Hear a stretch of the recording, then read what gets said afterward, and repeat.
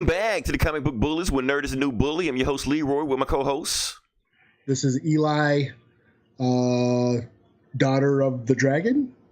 Colleen Wing or Misty Knight. He's one of them, probably both. We don't judge.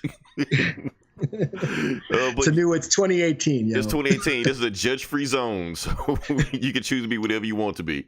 So, yeah, like I said, we're back with another episode. Not too much happened. It seems like this is the calm before the storm because it feels like this Infinity War hype train is starting to get rolling. It's starting to get going now. But yeah, don't worry about that because you are in a safe space. We are not going to spoil any trailers. We're not going to talk about anything about the movie. I'm complete blackout mode right now. So if you are in blackout mode right now, don't worry, you're in a safe space. We're not going to talk about the bullshit. Oh, who's going to die? And where is the Soul Stone? I don't give a fuck. Until the movie comes out, that's when I will pay attention. Oh, so we're not going to start taking bets on who's dying and shit? No, we're not going to do what every other podcast on the fucking planet is doing right now. Taking a pool on the Avengers and shit. Right. I got 20 on Stark. No, we're not going to do that. We're just going to ignore that shit right now. So, yeah, let's talk about some other stuff. Okay, Eli, remember, I'm going to build up to it. Before we get into the nerd news, I want to talk about some other stuff right now. I want to talk about my college I went to, my alma mater. All right. They made the news. It had nothing to do with some geek shit, but I just want to give them a shout out because it was some pretty good shit. So, like I said, Alcorn State University actually made the news, like the national news, like last week. Apparently, there was a Fleetwood Mac song that was out, and I think the name. Okay, Eli, you ever heard of a song called Dreams, something like that? By Fleetwood Mac? Yeah. I don't know. Whatever. Maybe if I hear it, I probably recognize it. Maybe. I guess. I don't know. I never heard the song before, but somebody on Twitter said you can't dance to a Fleetwood Mac song, and then somebody posted a video of a Fleetwood Mac song attached to one of the dance troupe of Alcorn State University, which is the Golden Girls, who's in the Sounds of Dynamite and everything like that, which I was also in the Sounds of Dynamite. And so they were dancing to Fleetwood Mac. And apparently this video went viral with, the Golden Girls dances to Fleetwood Mac. And it came so viral that it put Fleetwood Mac back in the Billboard Top 100 with that song. No shit. Yeah. So it's like number one streaming and introduced them a whole nother audience, stuff like that. And I was like, well, fuck, that's pretty cool. So shout out to Alcorn. And it's Alcorn, not Alcorn. What's that fucker that on the Today Show that kept saying Alcorn? It irritated me. I can't remember his name. Chase something. Stroker something. Yeah, him. Al Roker? No. I'm cool with Al Roker. I like him. Whoever the other fucker was, I don't know. But yeah, let's see. One more thing. I wasn't gonna talk about that. It was something else. Fuck it. I can't remember. Should have took notes. I don't take notes. We freestyle on the show, so let's go. Anything else you got to touch on, Eli, before we move on? No, I just disagree the fact that I think you can dance to Fleetwood Mac. Can you? I heard the song, and here's the thing. I saw the video, and I was like, you can't dance to this. What the? I'm not knocking Fleetwood Mac. I understand. Or you just can't twerk to Fleetwood Mac. You can't twerk to Fleetwood Mac. I mean, you can try. I don't see how, but yeah, you can try. You can't drop it like it's hot. Not to Fleetwood Mac. They did everything they could to it, but I'm pretty sure it was another song they were twerking to. Maybe, I don't know, Migos or something. I don't know. And then they just put Fleetwood Mac in there. So hey, whatever works. If you can find the video online, it's on Twitter. Just Google it. You'll find it. That being said, Eli, can we move on to the? Yeah, that's what I wanted to talk about. We got some house cleaning to do, Eli. Okay. Yeah, well, housekeeping. I put like housekeeping. I'm glad I thought of that before we move on. That's why I was stalling. So apparently we're doing some housekeeping because, like I said, remember we talked about on our last episode where we had a review of Doomsday Clock. Yeah. And we talked about a tiger penis being bit off in the show. Well, our boss, Ryan Gomer, actually corrected us and said it was not a tiger penis. It was a zebra penis. Yes. So good job for Ryan Gomer. That's why we pay you the big bucks, or why you don't pay us the big bucks, I guess. One or the other. But here's the thing. I actually went on Twitter and I had a conversation with the artist, Gary Frank. Yes, we And have another listener. We have one more listener. Now I don't know if Gary Frank even listened to the podcast. No, he listened. He had to have listened because with his response, he actually sat down and listened to it in response to my to my question. And my question was basically let's talk about that scene. So I posted a video of it, and the video got around. Everybody that follows Gary Frank actually sat down and watched the video also, and made comments, and I would think pretty cool. Now, here's what Gary Frank said about the comment about the zebra penis being bitten off. And I'm quoting exactly what he said. He said, "You know that the theme of this issue is seeing what you want to see, right?" And then he has a smiley face behind it, and then saying, "Just saying, ... That's what he's saying. Yeah. So I think that Gary Frank wants to say it, but he can't say it. Yeah. But he's agreeing with it. He didn't just come out and say, "No, that's not a zebra penis getting spit out of his mouth." Are you crazy? Are you smoking something? Because, people will say that stuff if it's true. But the way he said it like eye winking, like, yeah, I kind of, yeah, he bit his zebra penis off, but we can't tell you he bit his zebra penis off because we snuck that in there, And that's fitting with, especially since it's the Watchmen and Alan Moore, who's always kind of pushed the limits in that way. And Alan Moore has written worse shit than this. I mean, as far as pushing the envelope, this is, a walk in the park. If you want to talk about the Killing Joke, I read the Killing Joke many times, and I never took that the Joker raped Batgirl. I never did. I never saw that. I didn't see it at first until I read it a few more times. Until I read an interview with Grant Morrison or whatever when he said, and he pointed that out. Then he also pointed out that Batman kills the Joker at the end. It's I never said it. Now the Batman kills the Joker, I never got that until I saw Grant Morrison say that. I don't think anybody took that until Grant Morrison said that. Yeah. So I think it's always up to interpretation, right? We see what we want to see, Because to be honest, so Alan Moore has never said that Joker killed Batman. He never said that. Was all Grant Morrison saying that's what he took from it, Yeah. So and that's the thing. Jeff John is trying to write an Alan Moore story, so he's going to push the envelope like Alan Moore will, or at least that's my interpretation. Like I said, hey, Gary Frank said, "You see what you want to see." I saw a zebra penis getting bit off, so there you go. Now, before we go, I'm glad you brought that up. We're going to talk about some shit, but what do you think happened at the end of Killing Joke before we actually get into the actual podcast? Well, when I first read it, I thought of it as that because he tells that joke at the end, right? Where basically Batman finally gets what the Joker was trying to say. He finally identifies with them. As far as hey, I'm trying to free you, man. You're the one with all these restrictions. You're the one holding yourself back. That's what I took it as. And I didn't, because that's the point of the joke. He tells that joke about the guys escaping the loony bin and, all that, I can't remember exactly, but it was the same. It was along those lines. You're holding yourself back. You're the one, with all the rules and shit. Okay. And that's all I took it as.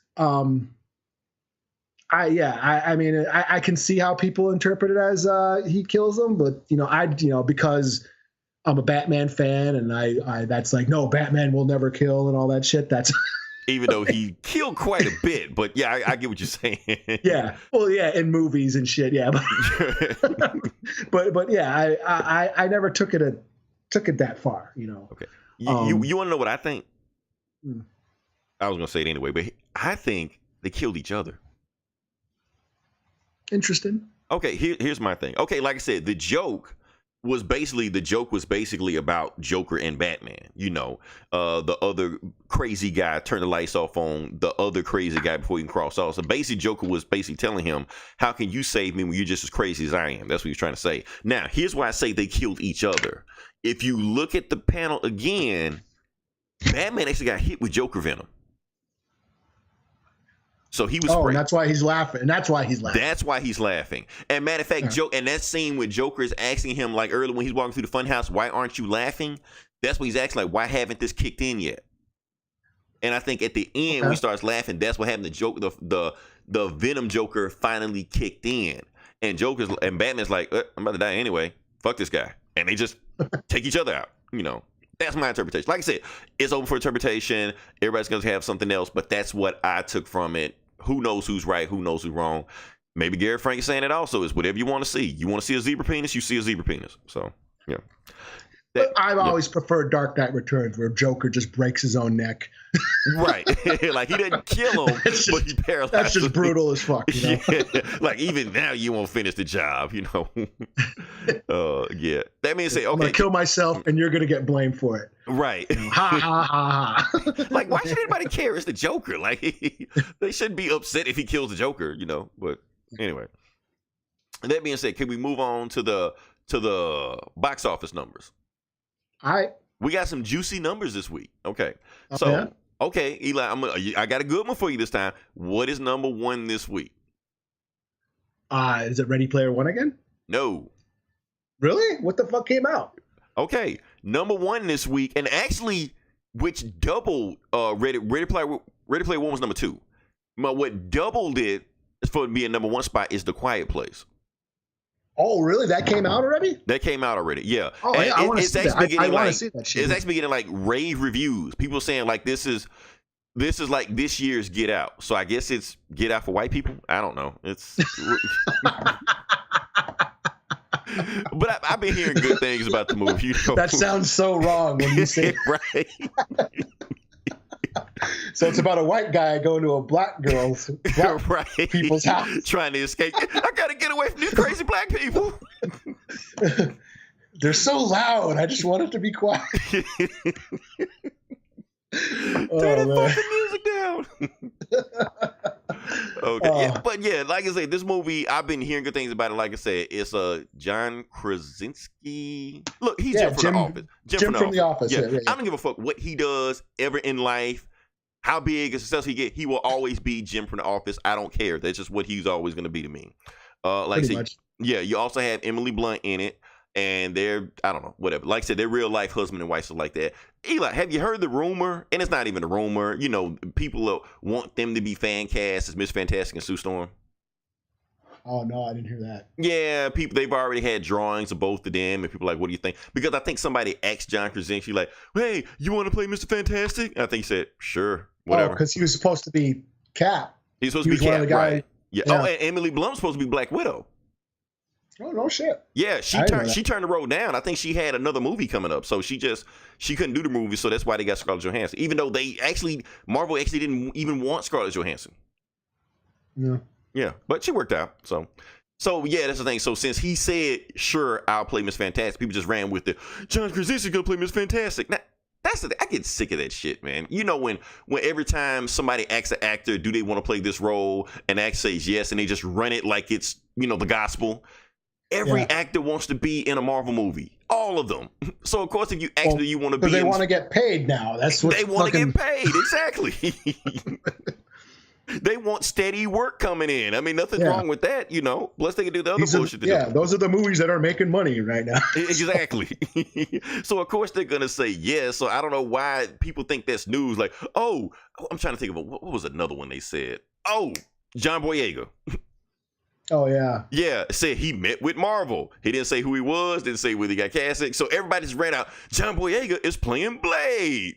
Or John Boyega is playing Blue Marvel. Whatever black superhero you can think of. What's funny to me is that the creator of Blue Marvel, actually came out and said, fuck no, this guy is not prepared to be Blue Marvel. He looks nothing like the character I made, Yeah. So it's just funny to me, but that's not news to say this guy wants to play that role. Everybody wants to play a role. Until that guy gets that role, then it's news. Can I see John Krasinski and Emily Blunt playing Miss Fantastic and Sue Storm? That look be awesome. But that shit's not confirmed. This is some made up shit like Silver Surfer is going to be in Infinity War, or some bullshit.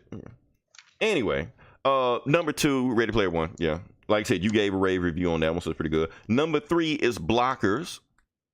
So, oh, yeah, it's a comedy. The John Cena movie. We didn't get a chance to talk about this last week, but John Cena has actually been cast as Duke Nukem. Oh, wow. Yeah. Well, honestly, I think that's perfect casting. Me personally. So. Okay. Are you going to go see the movie, though? What, Duke Nukem or Blockers? Duke Nukem. Duke Nukem. Yeah, I'm not gonna see Blockers. No. You would go see a Duke Nukem movie? I would go see. I would be interested in seeing a Duke Nukem movie. I mean, like I said, at the end of the day, it is a video game movie, so you have to, tread carefully with those. Like I said, we have one more shot to have a good video game movie, and that is The Rock next week or whenever with Rampage. So they got one more shot. Yeah. What else we have? Number 5, I Can Only Imagine. Yeah. Okay. Tyler Perry's Acrimony. Yeah. Can I tell a story about that movie? Sure. Okay. You go see it? Hell no. But here's what happened. I took my nephew to see Black Panther because my mom wanted to see Tyler Perry's Acrimony by herself, but she didn't want to leave my nephew at home by himself. So, but she didn't want to bring him in the movie theater with him because she knew he was gonna act ass in the movie. And can I tell you, man, Acrimony was packed. It was packed, full theater, sold out. Nothing but black women. Loving the movie. So I took my nephew to go see Black Panther. He was like, I want to go home. I want to go home. I want to go home. He didn't give a fuck about Black Panther. Like I said, he's young and anything like that. So after we were gone, we went to go see the Tyler Perry thing, and it was just packed. Everybody was loving it. They were loving the movie. It was, the ending was fucking nuts. I don't know what the fuck was going on in that movie. It was fucking nuts. But like I said, I'll just put it like that. Tyler Perry does it again. He make these movies for dirt cheap, and they make shitloads of money. So yeah, he's done that. Number 7 is Chickapata Kick It What Kick Quit It. The fuck? Am I saying that right? I don't even know what you said. Did you say a whole word, or were you like cutting out on me and shit? No, I powered through it. I tried to say a whole word. Yeah. Well, apparently I've heard about this. This is about the movie about Ted Kennedy. Where apparently that girl he was with that drowned, and nobody knows what happened. Oh no, I didn't know about this. You know about Ted Kennedy and the girl drowning, right? Yeah, I know of the story. I didn't know they made a movie. They made a movie about it. And you know the bullshit. They're gonna be. Is that the river or something? Or, I guess the river or the town or whatever. Or the lake or something. Something, yeah. Okay. But with this shit, they're gonna dance around it. They're not gonna straight up say Ted Kennedy killed that girl when we know he did. So, that means said number 8, Sherlock Gnomes. Nah. Number 9, Pacific Rim Uprising. Whoa, it dropped down. And number 10. I still haven't seen it. I've been wanting to see it. I haven't seen it yet. You really want to see it? I want to. Yeah. I want to see it. I guess. Giant monsters and robots and shit. Yeah, monsters and robots. I don't know. It's a movie. I think I'll wait for it. Can't be worse than the Transformers, Probably can't, but that's not saying much, And number 10, we have Isle of Dogs. I guess. Oh, that's that Wes Anderson, that weird animated movie he made. I guess. Yeah. It's artsy fartsy folks. All Wes Anderson movies are like that, It's hipster movies. Yeah, I know everybody puts him in high regard, but his movies to me are sometimes tough to get through. Just me. Yeah, they're quirky chores to watch. Yeah. Yeah, but everybody else praises them, so I'm like, okay, whatever. Let me say, like I said, we dug in through all those numbers. Let's look at Black Panther's numbers real quick, and Black Panther has done some surprisingly. Now, keep in mind, like I said, Black Panther's, I guess, hit number 4, so it looked like it's starting to wind down. It looked like it's coming to the end of its run. I mean, it's going to be in there for a couple more weeks, but it looked like it's not going to, break any more numbers than what it's doing. But I do want to mention this, that Black Panther right now, as far as domestically wise, has beaten Titanic.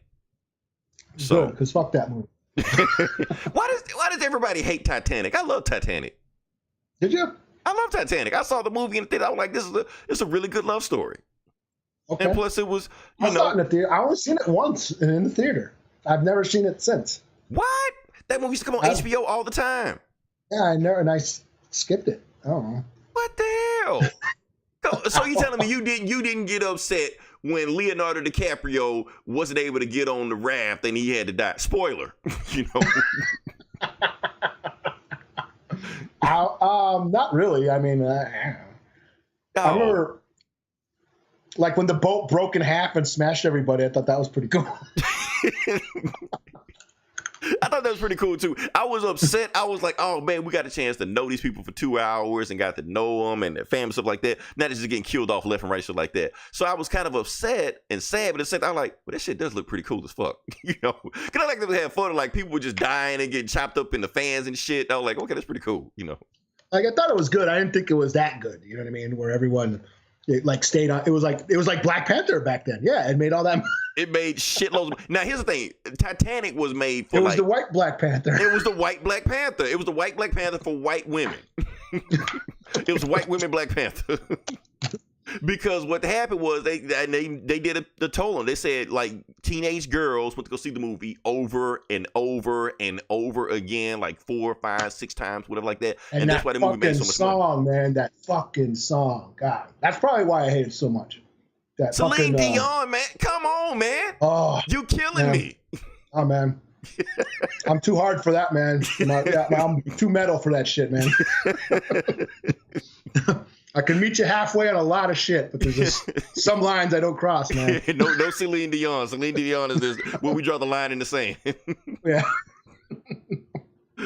Oh man. So yeah, like I said, it finally beat Titanic. I thought Titanic was a good movie. It's not my favorite movie of all time, but like I said, I thought it was, a good movie.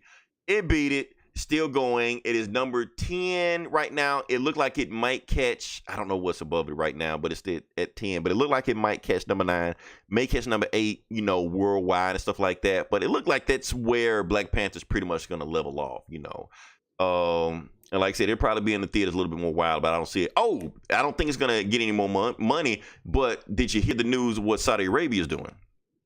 Oh, yeah. Okay, for the listeners that don't know what's going on, apparently Saudi Arabia has had damn near a 40-year ban on movies, period. They have not had a movie theater, nothing. You have not seen the movies. So what they decided to do is that they have a new ruler in office now, and he decided to bring back movie theater chains. And he's going to have about 30 or 40 movie theaters throughout Saudi Arabia, like that. And he said the first movie he's bringing back is Black Panther. Like, not that's American cool. Movie, just movie, period.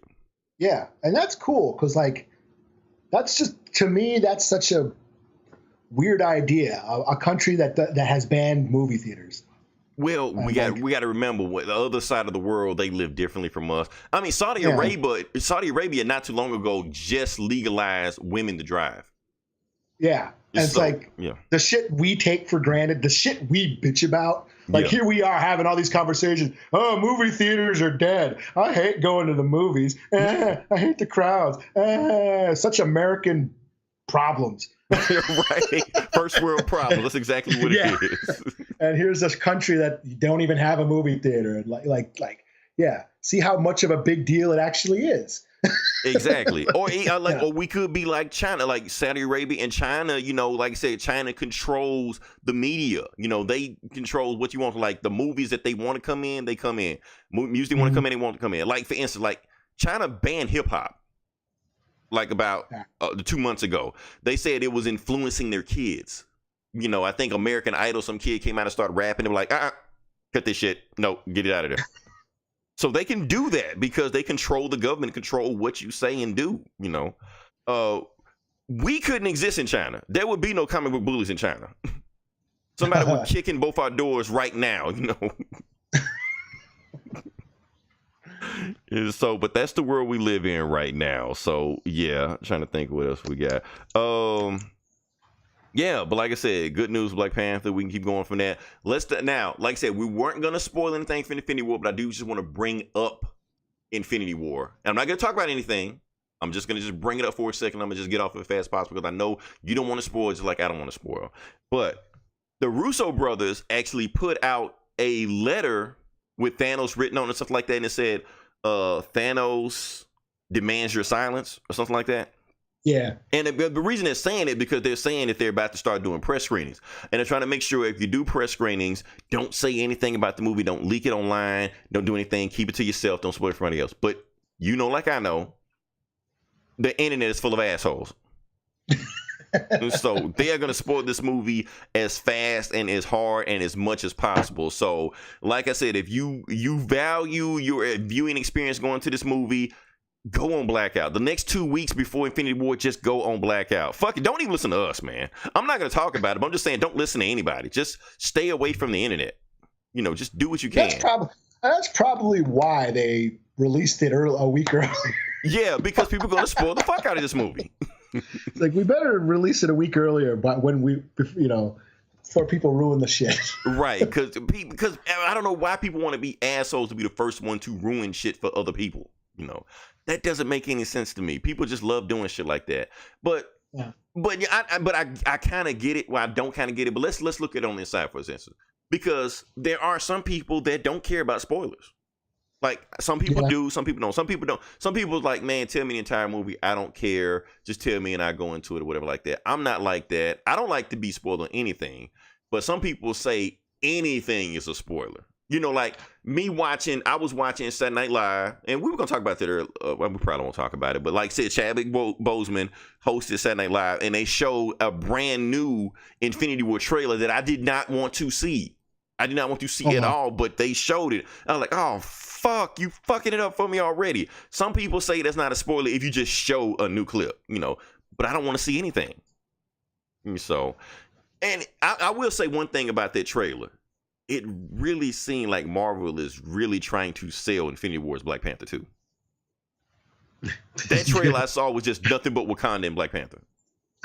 That makes sense. Yeah, with Cap and Bucky and all the folks that just signed it. But it makes sense, but it was just funny to me. So they're really trying to get the Black Panther crowd like, hey, you want to see Wakanda again? We'll be back there in 2 months. Come check us out, because honestly, I do feel like a lot of people, Black Panther brought in a crowd that don't watch these movies, don't give a fuck about these movies.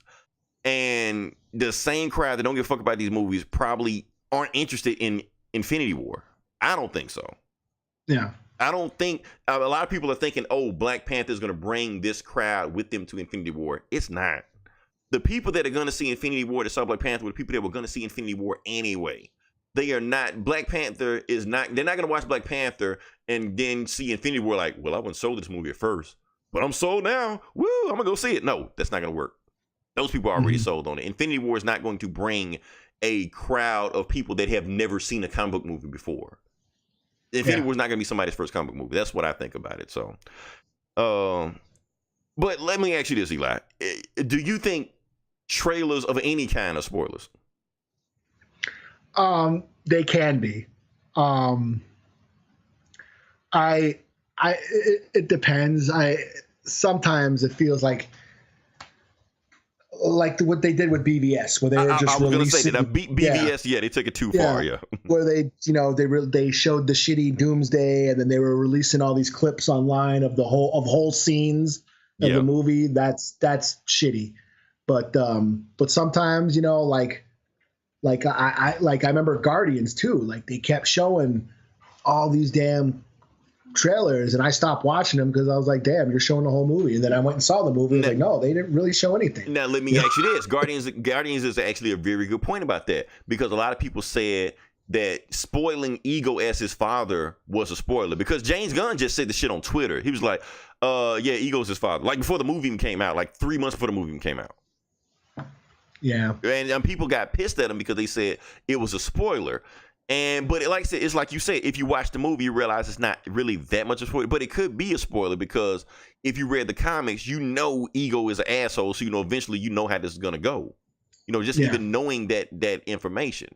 So I don't know. I don't think that would have affected my viewing and judgment also, because like I said, it was so much other stuff that happened in the movie. Knowing Ego was his father wasn't like a huge spoiler, but at the same time, I kind of wish they did kind of keep that to themselves.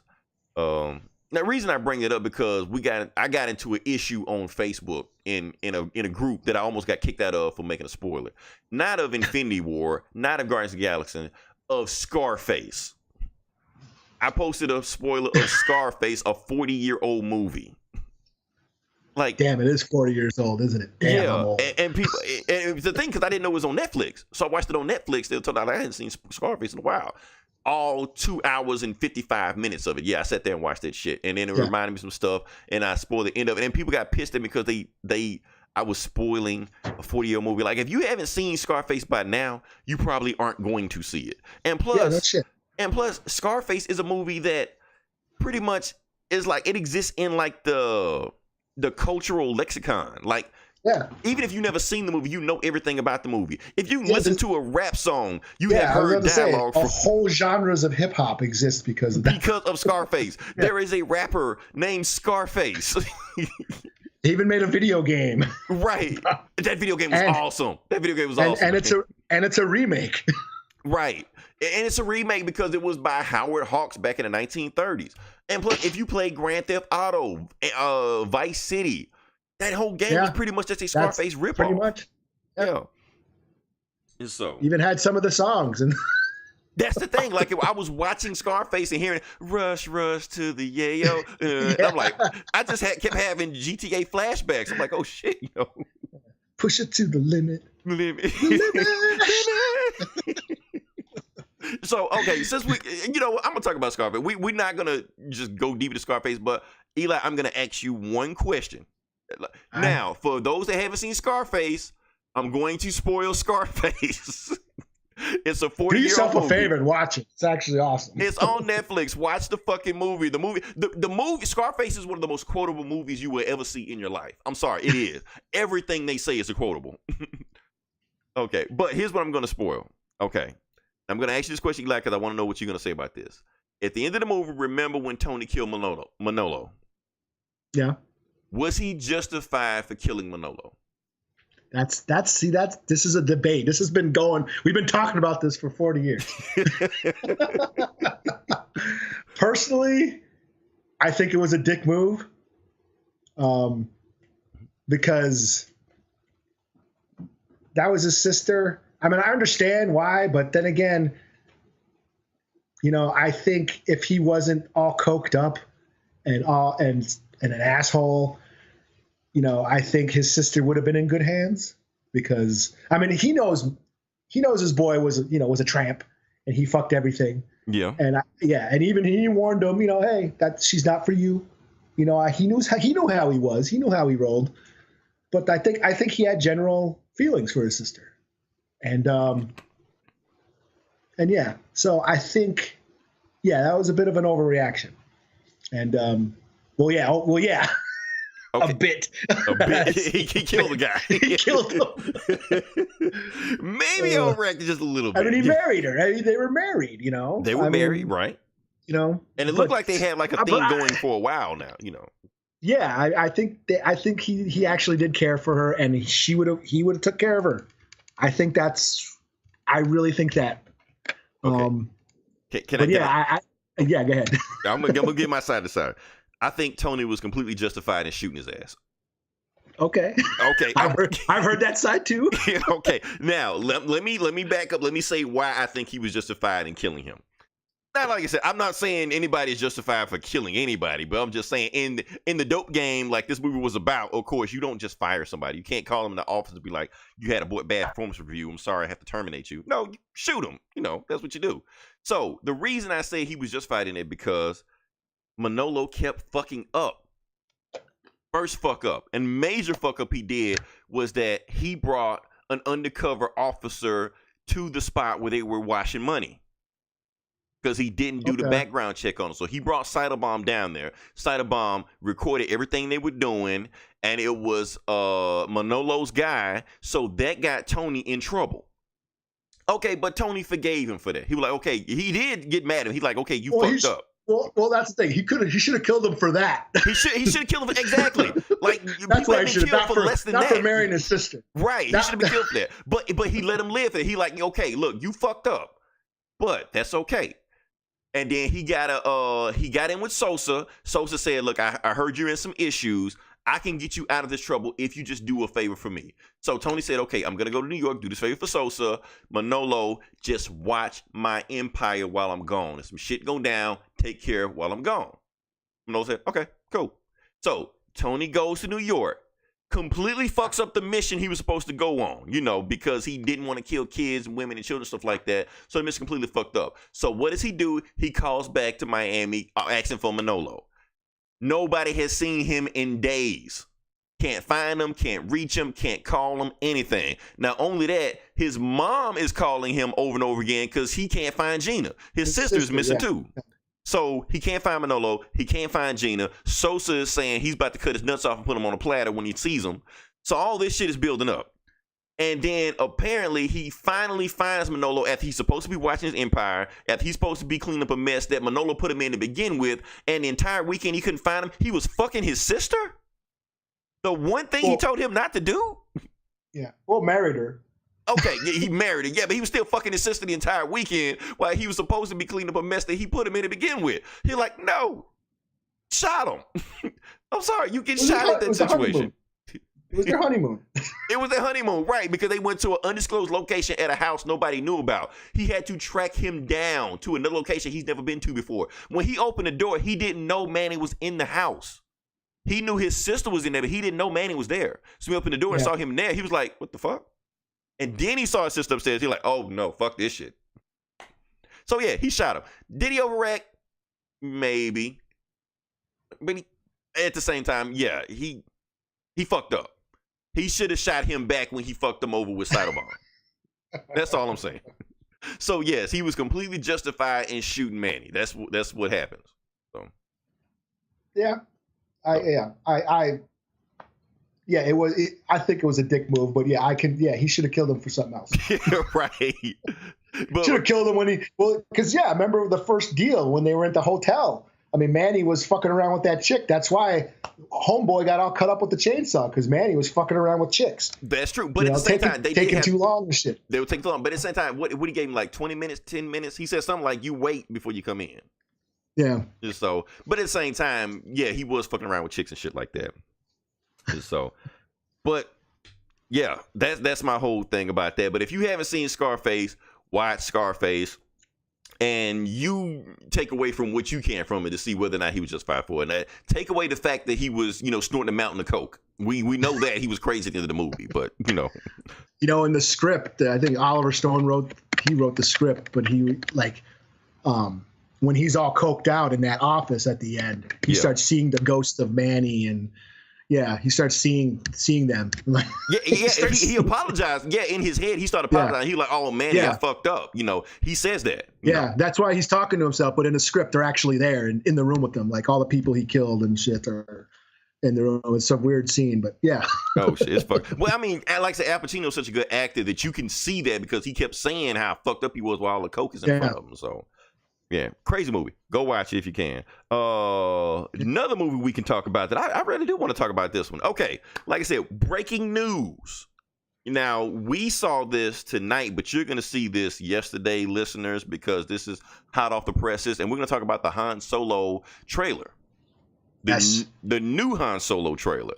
Eli, I know you got a chance to look at it. I got a chance to look at it. First impressions, reaction, thoughts, go. What do you got? I'm still excited. That shot of Chewie slamming that dude on his fucking head was dope. That was like shit.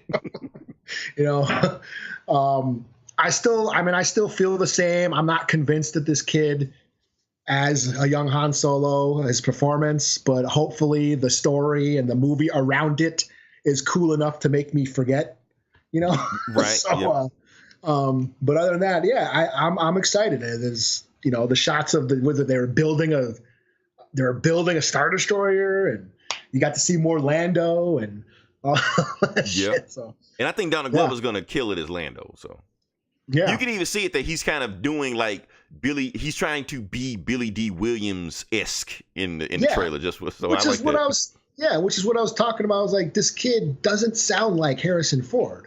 It's like, remember, Ewan McGregor. Ewan McGregor, he sounded like Obi-Wan in the prequels.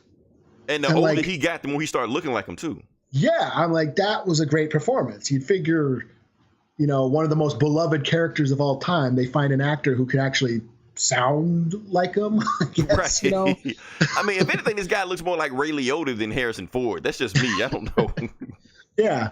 But like I'm saying, hopefully the story's strong enough where I'll look past all that. I mean, it looks, there was the banter with him and Chewie. I actually chuckled a couple times. What did he say? I have a good feeling about this. Yeah, like he play on words like I had a bad feeling about this. Now, did you see Chewie hugging another Wookiee? Yeah. I saw that also. So maybe Chewie would, because okay, the Star Wars holiday special. Yeah, I was about to say shit. Right. For anybody has seen that piece of shit show. But the thing was, Chewie had a family in that show. He had a wife, he had kids, all that shit in there. Yeah. And George Lucas said it was canon. So we're gonna see if Chewie actually has a family. And if he does have a family, that means that he was cheating on his wife with Lupita Nyong'o's character in Force Awakens. Because she was looking for Maz, yeah. Maz, right. She was like, where's the Wookiee? Where's my boyfriend? I'm like, oh damn, Chewie cheated on his wife, man. Yeah, she was fucking everything. Like, doesn't she fuck the code breaker or whatever? Yeah. She refers to it. Yeah, she was like, he's good at everything, you know? Yeah. So so she gets around. So, but it's just funny, and I can imagine Chewie going around just being like, just having girlfriends and different planets everywhere, because hey, he's running with Han Solo and Lando Calrissian. Why can't he be a player too? Just having girls everywhere. Yeah, no shit. Yeah, he's Chewie. He's fucking 7 feet tall. Shit. He can get a woman. He was dancing with an Ewok at the end of Return of the Jedi. Oh shit! I get that image out of my head. I can't unsee it. He was probably a harem in that motherfucker. Right.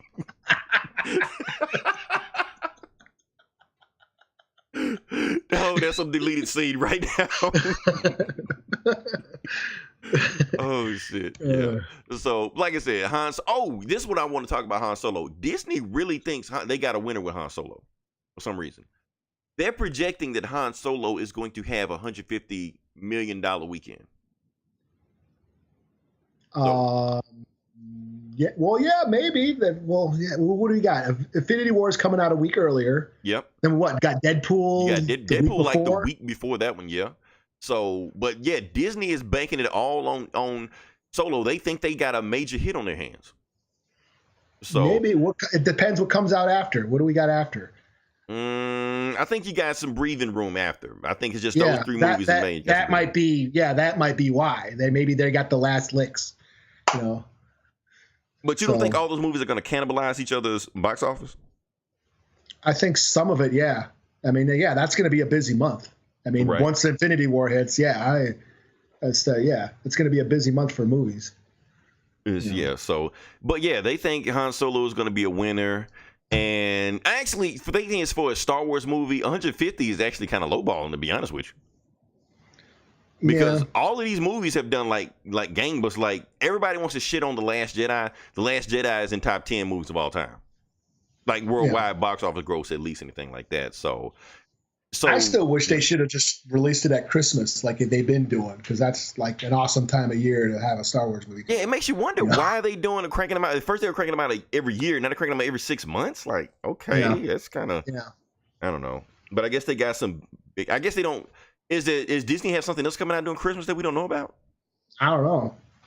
Wow. It's just kind of weird they would just leave that slot open because for the last year they have been, destroying Christmas box office records. So it makes you wonder why would they do that now instead of having Han Solo now. But hey, we get Han Solo, so Christmas now, whenever. I'm gonna see it regardless. So that being said, before we move on to that one, I finally got a chance to see Roseanne. Oh, okay. Yeah. I finally get a chance to see Roseanne. Now, do you know the whole buzz and hype about why people are not say excited, but interested in what Roseanne is doing? Yeah, and you know what? I watched it, and I didn't know anything about like her politics or any of that shit. I knew about it. I just watched it because I used to watch it back in the day. Yeah. So that's the only reason why I checked it out. And I watched it. I laughed. I thought it was pretty funny, and then I found out like, oh, she supports Trump and she's got all these wacky conspiracy theories and shit. And I'm like, oh man. Right. And we're not talking about Roseanne in the show. We're talking about Roseanne Barr for real in real life. Yeah. Yeah. And then I started remembering Wanda Sykes is like and Whitney Cummings, they're like producers and writers on the show. I'm like, well, shit. Are they? So yeah. Damn. If you look in the credits, I'm like, okay, well, I'll give it a chance, if they're trying to unite, for in the name of unity. Right. But I was wondering how they were going to do that. Like, whoa, you're going to have Trump. Because Tim Allen is a Trump supporter, and he blames ABC. He blames being a Trump supporter is the reason his show got canceled. Now, whether that happened or not, we don't know. But he's saying when word got out that he was a Trump supporter, ABC had his show canceled or torpedoed his show and put in a different time slot where they knew it wouldn't make any money. Yeah. So it's kind of weird that Roseanne would do the same thing he did, but she's been successful. Yeah, and I think it's good that they're letting another viewpoint, out in, because we all know Hollywood tends to lean towards the left, and I think it's refreshing that you have that other point of view coming out. Well, here's my thing. I kind of want to know, like, what is your thought process to go that way? That's what I'm kind of interested in, especially a woman. Yeah, like, that's the shit I don't understand. Because here's the thing, I want to throw out a statistic that was alarming to me. In the election, 53% of white women voted for Trump. Yeah. So Hillary Clinton couldn't even get the white women vote. That's how fucked up that was.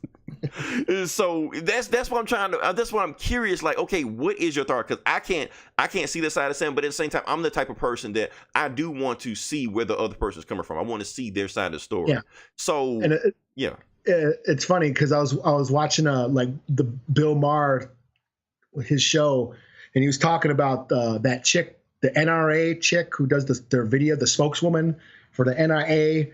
Her and like Steve Bannon, those guys were like, they tried to make it in Hollywood. They were like Steve Bannon was like trying to write scripts and shit, and the NRA chick was trying to like be an actress or whatever, and they failed and they didn't make it. So then they became these right-wing assholes, Right. It's like, maybe we should give them a chance, and then they want. It's like that argument. It's like, what if, because Hitler was a failed artist, he was a painter, right? And then he didn't make it as an artist, so look what he did. It's like, well, maybe let Roseanne make a show, like, right? Before it gets worse than that. Before she tries to ruin the country, right? So I mean, like I said, I saw the show. It was funny, but it did shock me that they went there. Wasn't expecting that, but and there was some interesting points. It went places that I didn't expect it to. And there was, I think it was Dan. One of the quotes that Dan said, John Goodman's character, when they that argument about masculinity and all that stuff, is like, I'm not shaming his sexuality or anything, because the kid was cross-dressing, right? And he's like, I'm not shaming that. I'm just concerned. He's my grandson. I'm concerned. I have legitimate concerns. It's like, what do you say? God didn't put this big head of mine to be closed-minded or something, right? Because because the first thing people were gonna say was that, oh, he's being bigoted because of that. Like, no, he wasn't being bigoted. Yeah. He's like, he's my grandson. I don't want anybody fucking with my grandson. Yeah, exactly, because he understands how the world works. He understands how kids work. Yeah, kids are fucked up. They don't worry about not hurting your feelings. And they accepted him, like, hey, if that's what you want to do, we're all for it. But know that you're going to get shit for it. Yeah, and that's the thing. And we got your back, but yeah. Right. And that's the thing that parents should prepare their kids for. Like, this world is fucked up. This world is going to throw shit at you. I mean, you're safe here in the house, but out there, most of these people don't give a fuck about you. So yeah. So yeah, I mean, it made some good points. I'm a little wary about about her tweets and shit, and all their weird conspiracy theories. And now that part I don't know about. I don't. Yeah. So it just shocked me that they went there with putting that we have a Trump supporter on primetime TV. No. Yeah. And spouting that view, spouting that perspective. Right. So, but they never said his name. That's the funny thing about it. Yeah. Yeah. They made sure not to say his name, but you clearly knew who they were talking about. So. Yeah. Yeah. So I mean, I know I've watched like 2-3 episodes now, and I mean, I'll give it a chance, So yeah, but at the same time, you're hesitant when you watch because you don't know how far she's gonna take it, Yeah, yeah. Mm-hmm. And so far, they haven't lost me yet. You know what Okay. And so yeah. That being said, can we move on to the video game section? Sure. Okay, it was some news that had me super excited and it got me pissed almost 5 seconds later. Okay, here's what happened. Okay, so apparently they have a date for the Spider-Man PS4 game. Yeah. I don't have the date in front of me right now. September something. You don't know it, Google it. Fuck it. We don't do everything for you. But here's what got me pissed. They releasing the game in September, but on the PS4 Pro, which is like, the higher end, the one that you spend more money on, they saying it's going to be in 30 frames per second. I was like, what the fuck? I know a lot of people don't care. A lot of people just saying, well, 30 frames per second doesn't matter, or they can't see the difference between 30 frames, 60 frames. I'm sorry. I'm a PC snob. I am a part of the master race or the elitist, whatever like that. So yes, I've been spoiled by 60 frames per second minimum. I don't understand how no motion blurs for you. Wow. I can't do it. Anything less is like barbaric, uncivilized. I can't play like that. It don't look like I'm looking out a window. Fuck that shit. Exactly. So I understand a lot of people don't care about this shit. Now, if I buy a regular PlayStation, for $299 and it's 30 frames per second, okay, that's cool. I'm fine with that. But what's the point of spending the extra money for an elite PlayStation 4 console that's supposed to, be more powerful than the regular version if it doesn't run any better than the version you just bought? It feels like it's a ripoff. That's my whole thing right now, because they saying, oh, well, maybe they can't run a game that powerful. Grand Theft Auto runs at 60 frames per second on PC. No problem. And I know for a fact that game is like more demanding than what Spider-Man is going to do. Like they fucking made Los Angeles in that game. So I don't see how you can't make a PlayStation 4 Pro and make it. To me, it feels like they're being lazy. That's what it feels like. Okay. Like they could have done it, but they're just like, fuck it, we don't feel like it. Give them 30 frames per second. That's all they need anyway. I don't understand why on the PS4 Pro, this game, the system you're spending more money for, why every game is 6 frames per second. Like that anything less than that should be inexcusable. That's just me. I understand I'm getting way more upset about this than I should, but why should I go back to consoles if they just pulling this half-ass bullshit they're doing right now when they're running 30 frames per second? They should be past this by now. Like, we're already moving to the next system, PS5 or whatever the fuck you want to call it like that. 6 frames per second. I'm sorry. If you're not running that, I don't know, Eli. I was ready to get it. I was ready to spend money on it. I'm thinking twice about it now. Oh. I don't know. Well, on a side note, I saw the trailer when I went and saw Ready Player One on that big giant screen and shit. Yeah. I saw a trailer for that Spider-Verse animation that's coming out. Oh, with Miles Morales? Yeah. Yeah. And that shit looked immaculate on that screen. Now that I want to see. Just saying, I want to see that. That's like, holy shit, this looks amazing. I mean, it's all animation, but Yeah, we still don't know where the story's going to go with it. We don't know if it's just about Miles or is it going to be like Miles and Peter. I think I saw Spider-Gwen in it too. So they might Spider-Gwen is ready for the big screen. She's ready for prime time. They tried to do Spider-Woman. Spider-Woman didn't just really take off like they wanted to, but Spider-Gwen seems to be hitting the right notes they're looking for. So yeah.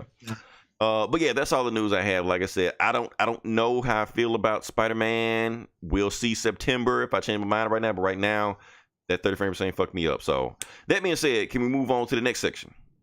Sure. Okay, now, like I said, this is the part that pays the bills, the reason we keep the lights on. This is the comic book section of the Comic Book Bullies, where we actually review comic books, and we're going to talk about the books that came in last week. Eli, I know you read some books, and I read some books. I guess I can go first. Okay. I got three. I got three I'm going to do. Okay, well, yeah, well, you can... I'll be the middle again. I'll be the meat in the sandwich. The zebra sandwich. I'll be Okay. I'll be the you be the bun. I'll be the weenie.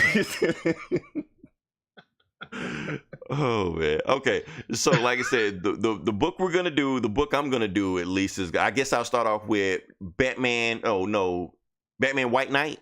Yeah, White Knight number 7. Okay. White Knight number 7.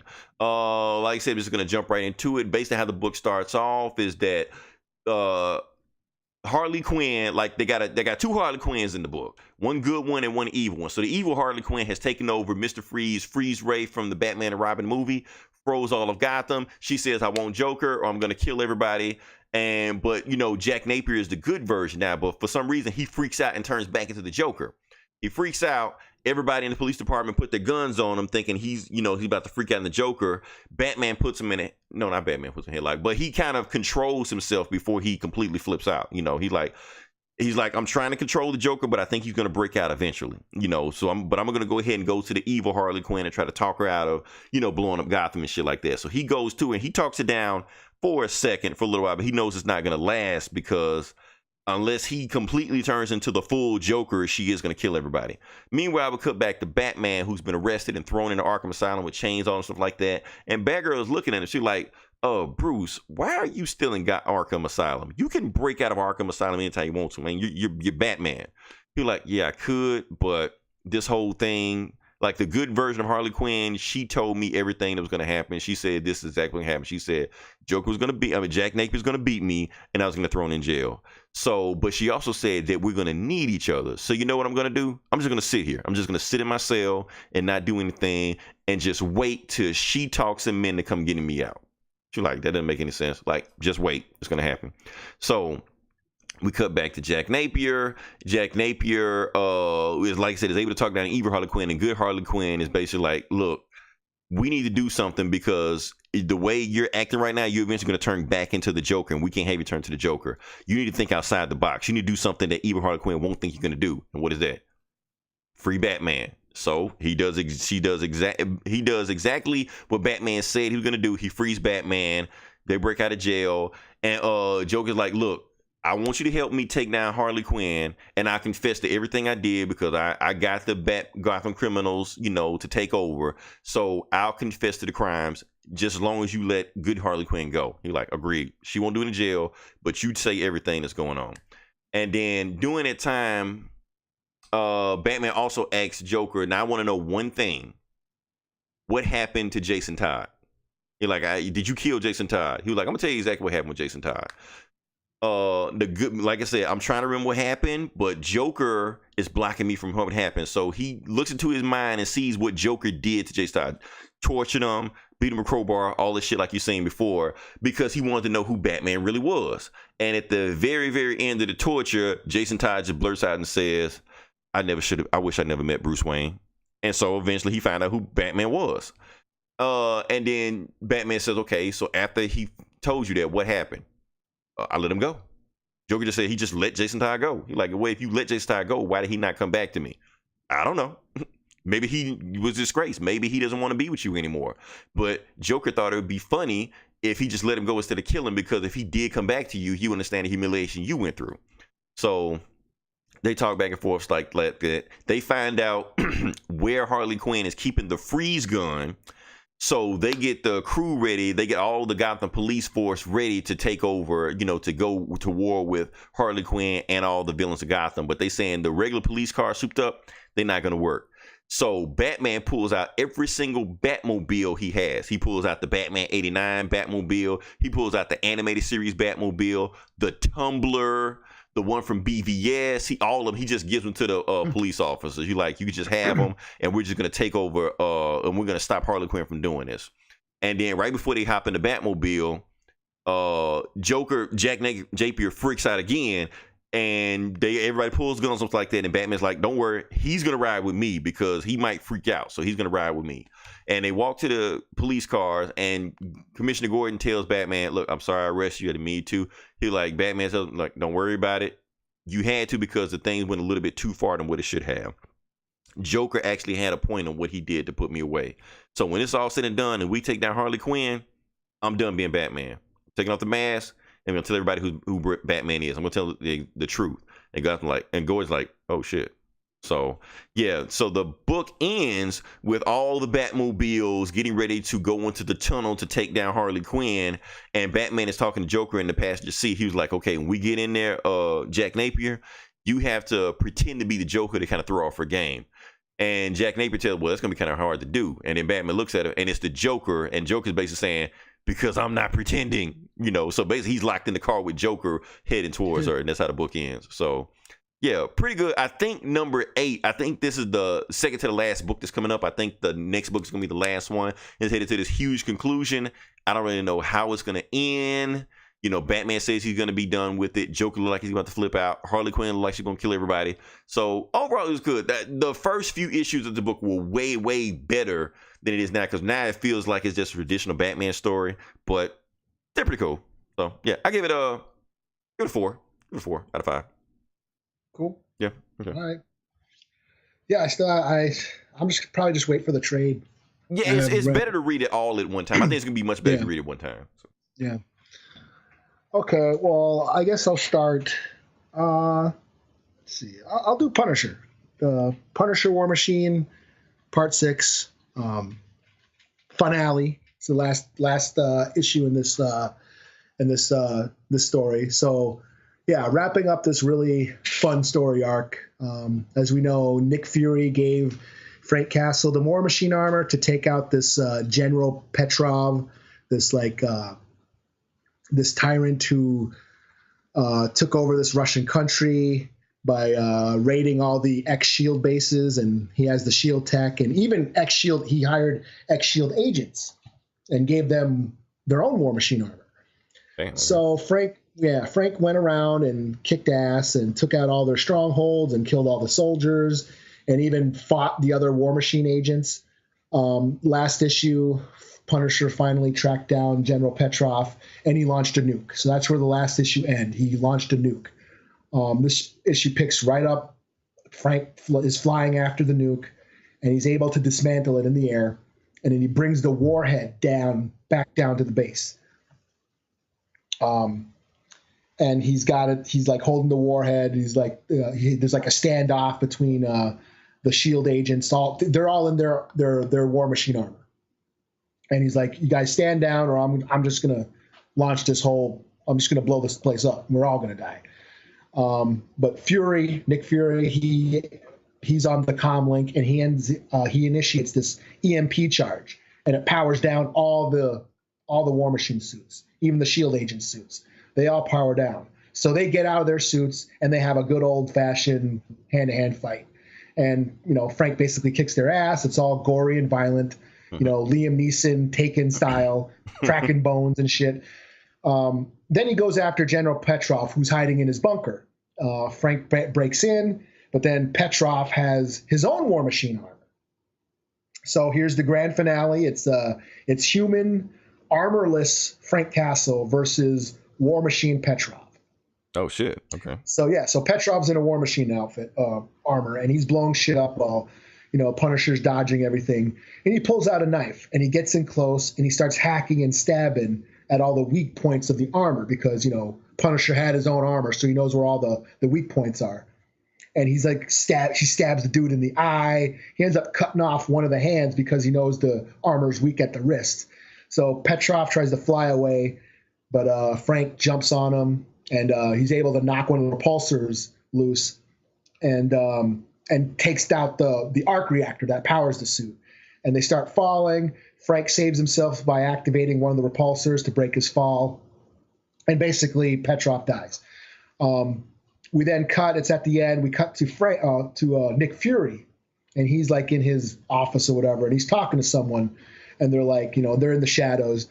And he's like, where's Frank Castle at? They're like, I don't know, but I'm sure he's going to turn up sooner or later. And it's all over the news that Frank Castle invaded this country and took out this general, and now the country's all unstable, and there's all this civil unrest going on, and they're blaming it all on Frank. He's a war criminal now. And then it turns out that Fury, the person they were talking to, they come out of the shadows, and it's Carol Danvers. Wait, and she's like, okay. Yeah. She's like, we got to find him. So, Captain Marvel's after the Punisher now. Okay. So then it cuts to a restaurant in New York. We're in New York, and it's a restaurant full of mobsters, and they're chilling out, doing grimy shit. And then the door breaks open. It's the Punisher. But he's still got the War Machine armor. And he just blows everybody away, and that's the end. Okay, so it looked like War Machine Punisher is here to stay. So. Yeah, so he's got, and that's what I was waiting for, because I was a little iffy on this story, but, it's like, well, if Punisher gets the the armor and just goes after criminals. That'll be awesome. So now it looks like that's what we're going to get. But I dug on this story arc. I gave it a 4.5 out of 5, just over the top Punisher violence, just stupid fun. There was a little stuff like where he cuts off the guy's arm, when he's in the armor and shit. I'm like, okay, that's a little unbelievable even for a comic book. But, overall it was a lot of fun. It was a nice ending to the story arc. So yeah, 4.5 out of 5. Okay. Next book I have on topic is Deathstroke 30. Now, the reason I wanted, like I said, I've never done a Deathstroke story. I never even read a Deathstroke book to begin with. But the reason I wanted to read this one, because like I said, it is one of the top sellers this week. And I think I know why. It's basically Batman versus Deathstroke. That's what this is part 1 of Batman versus Deathstroke. So basically how the book starts off, it actually shows. Isn't it Christopher Priest writing? Christopher Priest is writing. He's writing this and Justice League at the same time. So it's like I said, it can get heavy and political because that's how Priest is. But like I said, I'll try to condense it as much as possible. So the book actually starts off 10 years earlier before today. And what you got is Alfred in a bar in New York actually picking up a chick, trying to, throw game and stuff like that. And then this other guy comes in named Wintergreen comes in, interrupts their conversation, and he just jumps in the conversation for no reason because you hear him talking about soccer, and they start talking about soccer and Liverpool and whatever the fuck.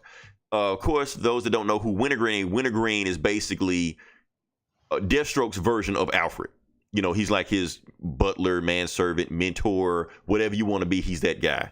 So at first, Alfred is pissed that this guy came in and, messed up his conversation with this girl. But they start getting into soccer so much, they actually hit it off as friends.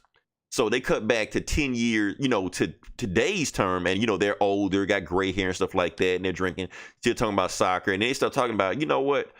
Your benefactor, do you think he goes over the head sometimes? You think he's a little crazy? And they both like, yep.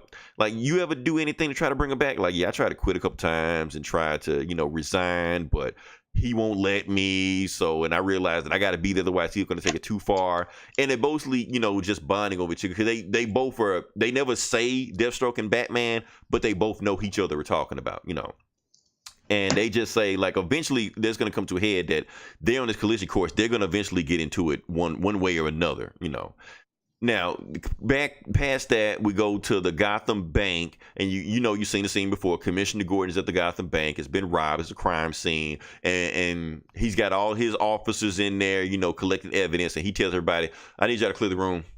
And, everybody leaves except one officer. And that officer takes off his suit and takes off his hat, and it's Batman, of course, and then Commissioner gives him the rundown. He was like, okay, Batman, the scene, this Chinese gangster took this stuff and I think he ran off somewhere to Dubai maybe, and they took a whole bunch of money from us, but they left one thing that they wanted me to specifically give to you. And he hands him this envelope. It says, to Batman, courtesy of Commissioner Gordon. So he was like, I don't know what's in this envelope, but I'm going to give it to you because they wanted me to, for some reason, they left this information for you. So Batman goes around trying to find out who left the information, can't find the information, goes back to Wayne Manor, and he opens up the envelope and reads it. And what he reads is a paternity test. It's paternity test. It's DNA. It's DNA of Damian Wayne. And like it's all his DNA, but for some reason it shows DNA of Damian Wayne, and it shows another person that matches the same DNA as Damian Wayne. But the other person matches the DNA of Damian Wayne is not Batman. And is it Wade or Slade or that's what is that what they're alluding to? That's what they're alluding to, who may be the father, So Batman is like, okay, I'm gonna get to the bottom. I'm gonna find out what the hell is going on right now. And Alfred actually like, wait a minute, didn't you do a blood test on Damien to find out he was your kid? He's like, yeah, I did, but maybe somebody's screwing with me. Let's find out what's going on, So he basically Deadshot, Deadpool, Deadhead, Bloodshot. Yeah, that guy. Like I said, I don't read his guy a lot. So, but anyway, that same guy that Batman is searching for. Death Blow. Yeah, well, I heard that in 20 years. But yeah, so like I said, he's going to kill that same guy, that Chinese gangster, And Batman is basically interrupting his assassination mission to stop him from killing him. And they get into a fight and they fight underwater and stuff like that. And Deathstroke doesn't understand why he's here. He's like, are you trying to stop me from killing this Chinese gangster? This guy's killed way more people than I had. Why are you here? And Batman's telling him, I'm not here for this gangster. I'm not here for him. I'm here for you. I found a paternity test. And Deathstroke, well, like Slade. Okay, Slade looks at him. He's like, a paternity test? Dude, look at me. I get a paternity test 5 times a year. This is nothing, you know.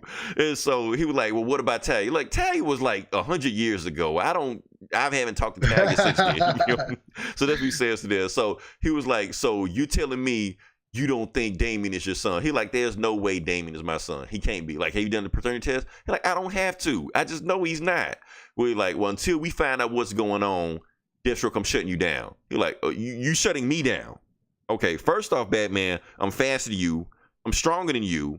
And I know every single move you make. I know where you eat. I know where you go. I know who you talk to. I know when you take a shit. I know what color the shit is. You can't shut me down. You don't want to do this. So Batman's like, well, until we find out what's going on, that's what's going to happen. And they just walk off from each other, and that's how it ends. So, yeah. So it looked like it's about to go into it. They're going to find out who's the real pappy. Is it Deathstroke? Is it Batman? We don't know. I don't know how I feel about the this. Results, Maury. The results are in. Exactly. It says you are the father. So I don't want to change that. That's why I like Damien, because, like I said, he's the son of Batman. Because he's as much as the asshole as I imagine Batman would be if he's a 12-year-old. But at the same time, you think about it, he's as much an asshole as you expect Deathstroke to be at 12 years old. So, yeah. I don't know. I don't want him to be baby Deathstroke. I don't know. I like him to be baby Batman. That's just me. But yeah, I give this book 4.5 out of 5 because hey, I'm interested. I want to see where it goes. And Priest's writing wasn't as convoluted and heavy as usually is, but mainly because I think it's the first issue in the book, and I think he wants to draw people into the book. Now, by the time this shit gets to issue 3 or issue 4, part 4 in this, yeah, it's gonna be fucked because that's what he does. So, yeah. Like his Justice League book is fuck. I don't know what the fuck's going on in that book right now. I'm not even gonna review that one. You got to read that shit on your own. So yeah, that's all I got. So all right. I guess my last book that I'll do is New Mutants: Dead Souls #2. So basically, we got this new team of mutants: Richter, Boom Boom, Wolfsbane, Magic. Strong Guy. Guido. That's my guy. Yep. Yeah, somebody else is in there. Anyways, so it starts out like, yeah, they're really trying to push the horror element. It starts out, we're like in Antarctica or whatever, some Russian scientific military base in Russia, and they're getting attacked by some monsters attack them. We don't see what it is. But they're like, it's coming, close the gates, blah, blah, blah, blah, don't let it in, blah, blah, blah. And then it cuts to New Mutants. They get called in to go investigate. So they show up at the base, and the base is all fucked up. Everyone's dead. Like, what the fuck happened here? And then all of a sudden, boom, the ice breaks, and it's a fucking frost giant. So the book turns into a battle between the New Mutants and this big giant frost giant. And it's pretty cool. It's kicking everybody's ass, even Strong Guy. He's, tries to punch it, doesn't do anything, gets his ass kicked. Everybody's getting their ass kicked by the frost giant. And then finally, Boom Boom. Magic takes Boom Boom and teleports her inside of the frost giant. And then she blows him up from the inside. So that's basically it. It's just a big fight again. Of course, there's the banter. You hear the characters, like, don't ever, she's like, don't ever teleport me without asking me first. And there's all these references to other, like, why isn't Annie Moonstar the leader? Why are we following Magic? And there's all this distrust going on. It's all that banter, which is interesting, for fans of the series. But then it ends where the last issue ended, where it cut to these kids in Connecticut, where they're picking, all these kids are picking on this other kid, and they're calling him a mutie and stuff, and he's like, I'm not a mutant. It's okay. Well, then prove it. You got to go see the Alone Man's house, and it's this cabin, creepy cabin in the woods. You got to go him, and if he doesn't eat you, then we'll know you're not a mutant. Because this Alone Man eats mutants, they say. Okay, so that's where the last book. That mutants, yeah. Yeah, so that's where the last book ended, and then same thing with this one. We cut to Connecticut, and the kid is going up to the cabin. And it's like, go ahead, go see if the Alone Man doesn't eat you, we'll know you're not a mutant. And he goes and he's all scared. And he bangs on the door, and then the door opens, and it's Warlock. What do you mean? Yeah, the robot. The thing. Robot, yeah, that robot thing, yeah. Okay. And it's like, and he's like, and the book basically ends there. It's like, oh shit, it's Warlock. So that would make sense because Warlock basically takes your energy or turns you into a robot and then takes the electricity out or some shit, whatever he does. Yeah, because he's part of that evil alien robot thing. Yeah. Like he takes your life. He basically sucks your life away, but he turns you into a machine first or whatever. Fuck. But, so yeah, that's where it ends. It's just like bam. So I give it a 4 out of 5. It was just really fast paced. A lot of fun. The battle between the New Mutants and the Frost Giants was a lot of fun. So yeah, 4 out of 5. Cool. Okay. New Mutants is back. Like I said, last book I'm going to review is going to be Avengers 687. Like I said, this is also No Surrender part 13, I guess. I don't know. This book is just going. But basically how the book starts off is that, okay, the Avengers have caught and captured Voyager. She's trying to get away, but she can't. Scarlet Witch and Dr. Voodoo do some voodoo and stop her from leaving, so she can't teleport out. And she's like, "Nah, you're gonna tell us who the hell you are right now." And while she's talking, all of the memories that she's been planted into the Avengers, they start fading away, so it goes back to normal. So they no longer picture her, when they fighting Loki and Ultron and shit like that. And she tells, "Look, I'm the Grandmaster's my dad. He put me here to be like a ringer in the game, but now for some reason I can't hear him. I don't know where he is. Something is not right." They cut back to the Challenger and the Game Master, the people that are running the game, and the Challenger has killed the Game Master, the Grandmaster. So he's just like ashes on the ground and shit like that. Then the Avengers are having some peace and quiet time, talking about trying to fix Vision, and Lightning talks to Wonder Man saying, "We couldn't do anything against the Hulk. I'm useless." He's like, "Don't worry, you're not useless." Whatever, he's fucking useless. They cut back to Bruce Banner, and he's just sitting in the room by himself, and Jarvis shows up, and Jarvis like, "Dr. Banner, why don't you talk with the rest of the Avengers?" They're like, "I can't go in the room with them. I whooped their ass. I can't go back in there. I don't even feel right, So he starts crying and shit. He's like, "Because I was at peace, Jarvis. I was dead and I was alone. I've realized the Hulk wasn't going to hurt anybody. Now I realize no matter what they do to me, I can't die. I even made some special arrows for Hawkeye to kill me. Look at me. I'm still here." And there's no reason to go on. And Jarvis has been telling like, "Look, I understand that you are upset right now, but you got to keep going. Like, if you can't die, there must be a reason you can't die. You are a hero, but yes, you've done some things you're not proud of, just like every Avenger that has ever existed. So you have to keep going." So Jarvis giving this pep talk, stuff like that. While they're doing that, like I said, we cut back to the Challenger, and the Challenger say, like, after he's killed the Grandmaster, he's like, "Okay, look, I'm tired of this fucking game. I'm done. We're not changing the rules, but I will win one way or another." And he decides to teleport himself down to Earth. He causes tidal waves, earthquakes, blows up shit, and he basically says, to everybody, "It's time for the purge." And Vince's like, "Oh shit, who the fuck is this guy?"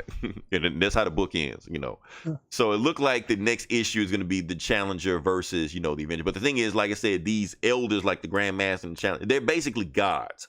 So the Avengers really can't fight these guys. So it's kind of see how all these Avengers are going to team up with this guy. But yeah, I give this book, I give this issue a 3.5 out of 5 because it really was a filler issue. That's basically what it was. It was just nothing happened until the Challenger showed up at the end, and he didn't really do shit except just show up, So other than that, yeah, like I said, any other topics we have to touch or address, anything like that? Or no, I think we got it all. I think we got all. I think we got an epic one here. We tried to condense as much as possible. We didn't even have that many topics. For some reason, topics just kept popping up as we were going along. So, hey, such is podcasting. That's how it happens sometimes. Like I said, if you listen this long, definitely like, share, and subscribe. We got all of other podcasts we got going on. Eli has the sister podcast, Geek Savs. Like I said, they're going to touch on topics we didn't do, or they may even touch on the same topic but do it in a different direction they do. They listen to him and see what he got. We also got This Geeks and Comics. They're going to review what we did, but they're not going to do the same way we did it. Listen to their opinion. Listen to Comic Cast. They go deep detail about this stuff, and it's just an hour of just comic talk, not this random bullshit we do. They actually focus in on this shit. And all the other podcasts, just listen to Outright Geekery and definitely check out from there. Like I said, until then, this is Leroy. This is Eli. And follow us next time, same bully channel. And ending Twitch stream.